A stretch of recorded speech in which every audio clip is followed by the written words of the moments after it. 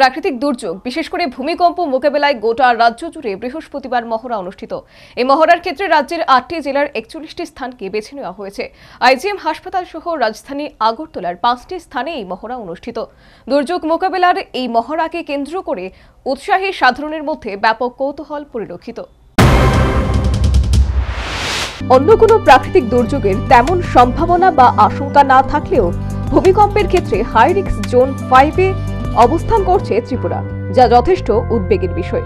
তবে অযথা আতঙ্কিত না হয়ে রাজ্যে কিন্তু প্রাকৃতিক বিপর্যয় বিশেষ করে ভূমিকম্প মোকাবেলায় আগাম বিভিন্ন প্রস্তুতি বিদ্যমান।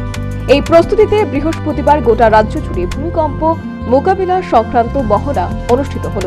ন্যাশনাল ডিজাস্টার ম্যানেজমেন্ট অথরিটির সহযোগিতায় ত্রিপুরা ডিজাস্টার ম্যানেজমেন্ট অথরিটি এই মহড়ার আয়োজক।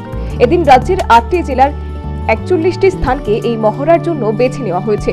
এক্ষেত্রে উমাকান্ত একাডেমি, আইজিএম হাসপাতাল সহ রাজধানী আগরতলার 5টি স্থানে এদিন এই মহড়া অনুষ্ঠিত হয়েছে বলে জানালেন Tripura state disaster management secretary T K. Debnath. এটা আমাদের একটা মোটামুটি বছরে একদিন একটা মক ড্রিল হয় একটা। এবার 2023-এর যেটা আছে এটা আজকে হচ্ছে।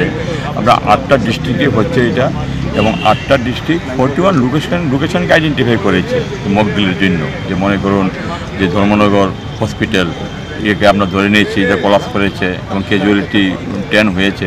এরকম বিভিন্ন রকমের ইনফরমেশান আমরা পাচ্ছি, এবং আজকে আমরা এখানে আগরতলার যেই 5টা পয়েন্ট আছে এগুলো আমরা ভিজিট করে দেখছি।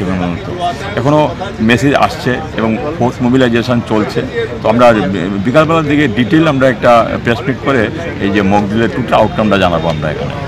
এমনি এখন পর্যন্ত যে মনিটরিং আপনারা সেন্টার থেকে করেছেন কীরকম দেখলেন?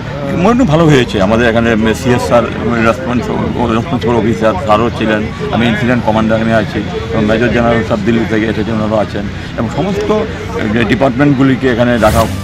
এই মহড়াকে কেন্দ্র করে এদিন সংশ্লিষ্ট দুর্যোগ মোকাবিলা বাহিনীর কর্মীদের মধ্যে যেমন অধিক তৎপরতা ও উৎসাহ পরিলক্ষিত হয়েছে, তেমনি অন্যান্য সাধারণের মধ্যে ছিল ব্যাপক কৌতূহল।